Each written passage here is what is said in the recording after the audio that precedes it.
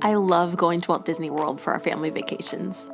It's become a beautiful tradition that my husband and I started after we got married, and now we're sharing it with our son, and it is so much fun.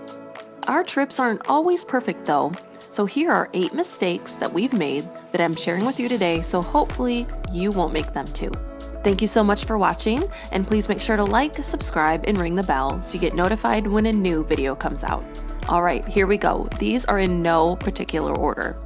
The first mistake I want to share with you is that on one trip, we did not stay on Disney property.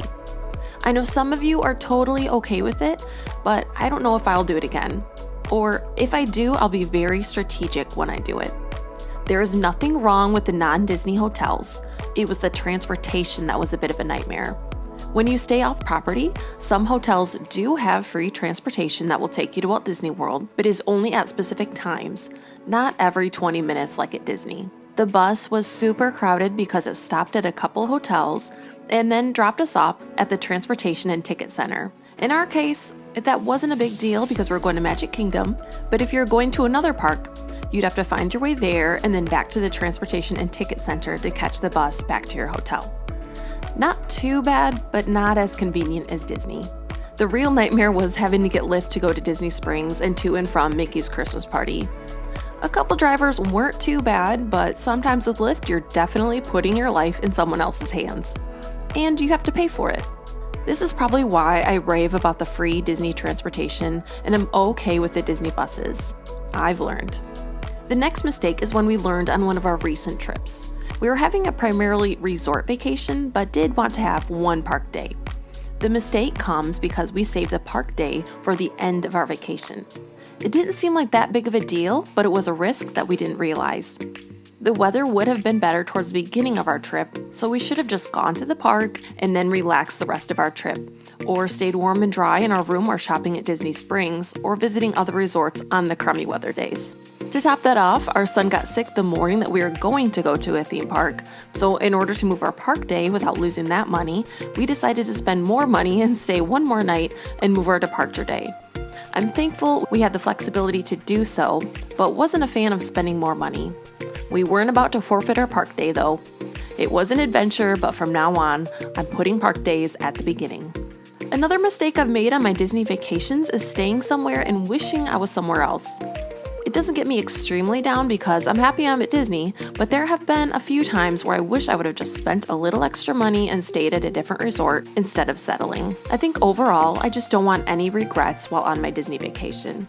It costs a decent amount of money, we're taking vacation days from work, and the travel days are long. We really try to brainstorm ahead of time what we want to do, whether it be park days, a resort, food, rides, and pretty much every detail. I don't want to go home saying, I wish we would have. The fourth mistake we've made a couple times because we just get too ambitious while planning our Disney vacations. We have done too many park days in a row, and our legs hated us for it. We can handle the first 2 days, and then the aches start to kick in. We always try to have a resort day in between park days to relax a little so we can truly enjoy our park days. On some trips, though, it can't be helped. Maybe it's a shorter trip, or maybe we have to use our tickets on certain days.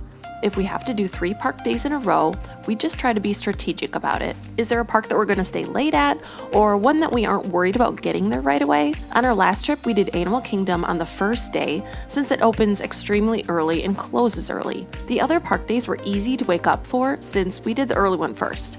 And we were back in our room that night pretty early, so we could relax a little. The plan did seem to help. Number 5. So speaking of trying not to have too many park days in a row, we've learned the mistake of not resting, so we always try to have a resort day or days on our Disney vacations.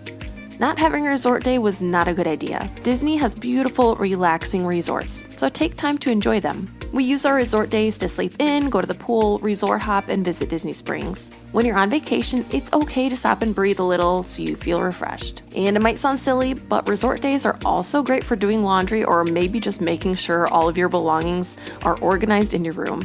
And you could set out clothes for the next day too. I like being able to leisurely get things done. Number 6. However, if you're at the resort a lot, don't make our mistake and eat at the resort too often. It depends what resort you're staying at and if they have several restaurants or a variety of food. But one year we ate too many french fries and hamburgers from the food court at All-Star Movies. In our defense, our son was almost 1 and we needed to abide by nap time and sometimes just didn't want to bring him on the bus to go somewhere else.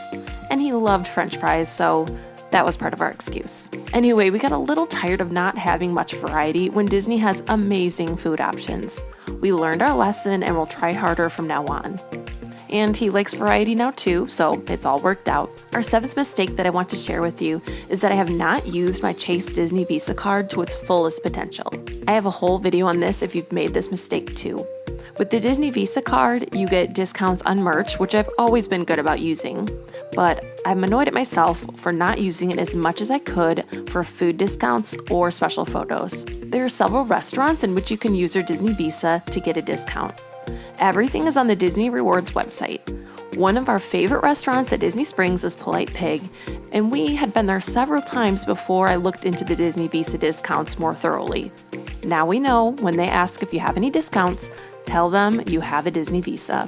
There are also special photo opportunities at Epcot and Hollywood Studios, which I highly recommend too. There was no line at either place when we went.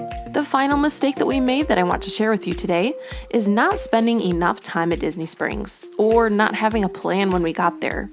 Disney Springs is huge and so much fun. There are over 150 businesses which contain shopping, dining, bars, lounges, and food trucks.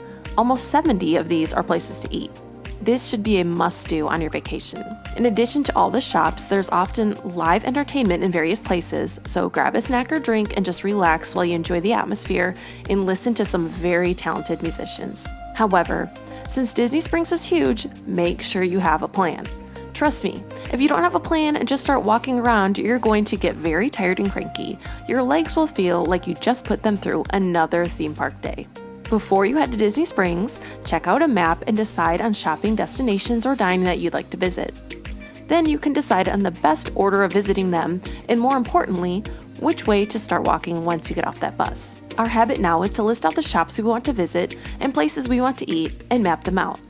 You can see everything on the My Disney Experience app. Then we can just leisurely go one by one and visit everything we want to. Well, that's it. I hope these are helpful tips. Don't make these same mistakes that we did. Have you made any mistakes on your Disney vacation that you want to share in the comments to help out your fellow Disney lover? Please do so. Let's be an encouraging community who wants everyone to have their best vacation ever. Thanks again for joining me today, and have a wonderful day. And thanks for watching Optimistically Disney, where we love all things Disney.